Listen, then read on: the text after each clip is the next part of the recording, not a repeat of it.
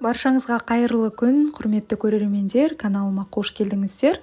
Бүгін сіздермен үлпілдек, жұмсақ болып шығатын керемет бауырсақтың рецептісімен бөлісемін. Мен бұл рецепті үлкен көлемді той жиындарға тапсырыс алатын кісіден үйренген болатынмын. Сол себепті сіздермен де бөлісе кетейін. Ең алдымен ыдысымызға жылы су құямыз, қол күймейтіндей. Одан кейін сапалы, мерзімі өтіп кетпеген ашытқыны саламыз, және де қантымызды салып, үшеуін жақсылап араластырып, ашытқымыз көтерілгенше бетін жауып 10-15 минут уақытқа қалдырамыз. Ал енді бөлек бір ыдысымызға қол күймейтіндей жылы сүтті құямыз.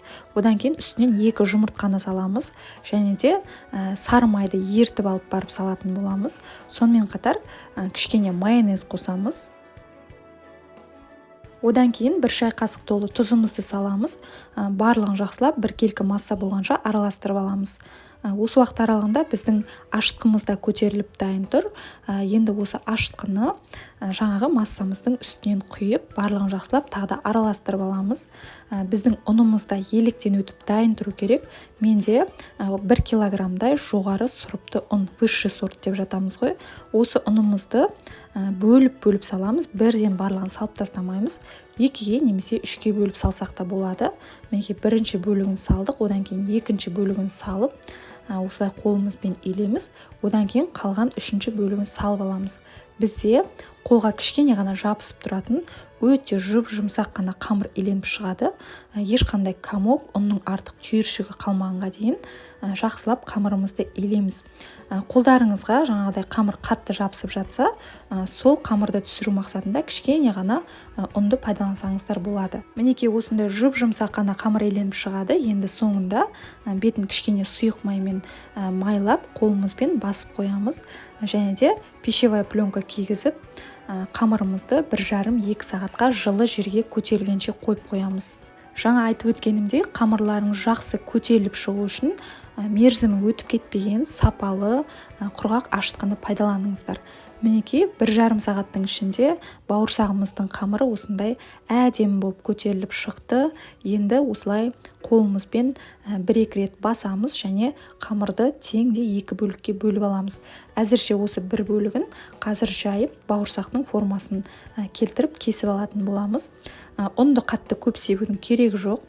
Ұнды осылай аз-аздан ғана сеуіп, қамырымызды оқтаудың көмегімен шет-шеттерін ғана басып отырып, жаямыз. Қатты бір жұқа болып кетпеу керек. Орташа қалыңдықта болса жеткілікті.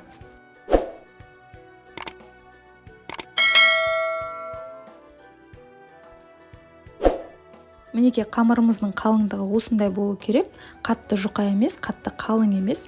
Енді осындай арнайы формамен немесе стаканның көмегімен бауырсағымызды дөңгелетіп кесіп аламыз. Немесе кәдімгідей 4 бұрыштылап кессеңіздер де болады. Арасында қалған артық қамырларын қазір бауырсаққа қайта пайдаланатын боламыз. Енді осы дөңгелек бауырсақтарымызды міндетті түрде қазір жабысып қалмас үшін мата сүлгінің үстіне осылай араларын ашықтау етіп орналастырамыз. Және де беттерін жауып қоямыз. Енді келесі жаңағы екінші алып қалған қамырымызды да дәл жаңағыдай орташа қалыңдықта жайып кесіп аламыз. Жаңағы мата сүлгіміздің үстіне орналастырамыз. Мінекей аралары ашық болу керек, бір-біріне жабысып қалмасын. Енді бетін жауып 20-30 минутқа бауырсағымызды тағы да біршама көтерілгенше қалдырамыз. Оған дейін майымызды қыздырып дайындаймыз. Бірінші 300 граммдай кәдімгі сұйық майды құйдым. Одан кейін осындай тоң майдан да қосамыз. Кулинарный жир деп те жатады. Малдың іш майын ертіп жасалған май. Осындай кулинарный жирді араластырып жасайтын болсаңыздар, қыздар, бауырсақтарыңыз қатты майлы болмай, майдың бәрін өзіне сіңірмей, керемет болып пісіп шығатын болады. Майымызды қыздырып алдық. Газымыздың асты орташадан төмен болып тұр. Қатты қызып тұрса да бауырсағымыз тез қызарып кетеді де, ортасы дұрыс піспей қалуы мүмкін. Осылайша бауырсағымыздың екі бетін қызартып, әдемілеп пісіріп аламыз. Тоң майдың иісі, дәмі бауырсақта сезілмейді, сол себепті қорықпай пісіре берсеңіздер болады. Ал егер мүлдем тоң май таба алмай жатсаңыздар, кәдімгі сұйық майға да бауырсақты пісіре берсеңіздер болады. Мінекей осылайша орташадан төмен әдемі отта бауырсақтарымызды қызартып, толықтай пісіріп аламыз. Қалған бауырсақтарымыздың барлығында дәл осылай пісіреміз. Құрметті менің сүйікті көрермендерім, каналға әлі де тіркелмеген жаңа көрермен болсаңыздар, менің осындай бір жасағаннан ақ шығатын қарапайым дәмді видео рецепттерімді жіберіп алмас үшін каналға тіркеліп алыңыздар. Қазақ тіліндегі каналымның әрі қарай өсіп дамуына өздеріңіздің аз да болсын үлестеріңізді қосып, видеоға лайк басып, төменде өз пікірлеріңізді қалдыруды ұмытпаңыздар. Қыздар, осы рецептпен бір рет жасап көріңіздер, одан кейін тек осы рецептпен дайындайтын боласыздар.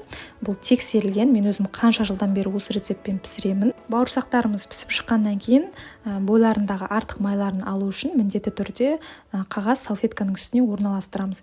Мінекей осымен дайын, үлпілдек, жұмсақ осындай томпайып әдем болып піседі. Дәмі де керемет болып шығады. Қыздар, жасап көріңіздер. Енді әр үй бекесі әртүрлі дайындап жатады. Мүмкін осы рецепт сіздерге ұнап қалар. Жасап көріңіздер. Видео ұнаса лайк басып, каналға тіркеліп, төменде пікірлеріңізді қалдыруды ұмытпаңыздар. Және де келесі кезекте менен қандай видео рецепттер күтесіздер, өздеріңіздің пікірлеріңізді жаза кетіңіздер. Мінекей бауырсақтарымыз томпайып, мақтадай жұмсақ және де үлпілдек әдем болып шығады. Қыздар, жасап көріңіздер.